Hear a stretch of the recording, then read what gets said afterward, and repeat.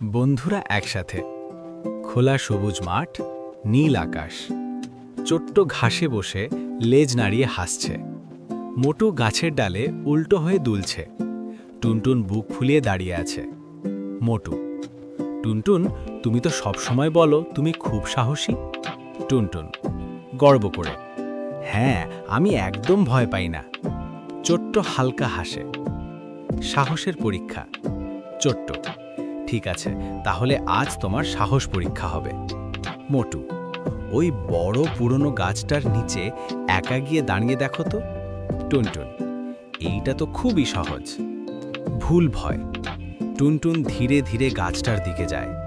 হঠাৎ খসখস খসখস। টুনটুন চোখ বড়: আহা, কি ওটা? সে দৌড়ে ফিরে আসে। মোটু ও ছোট্ট অবাক। আসল রহস্য: মোটু সাহস করে এগিয়ে যায়। পাতার নিচে তাকিয়ে দেখে একটা ছোট্ট কচ্ছপ ধীরে হাঁটছে। মোটু হেসে বলে, এটা তো শুধু একটা কচ্ছপ। ছোট্ট: দেখো, কোনো ভয়ই নেই। সবাই হেসে ফেলে। টুনটুন লজ্জা পায়। ছোট্ট নরম গলায়, সাহস মানে ভয় না পাওয়া নয়।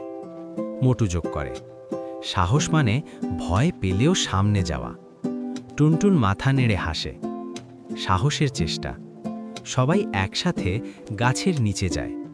টুনটুন একটু কাঁপে, তারপর গভীর শ্বাস নেয়।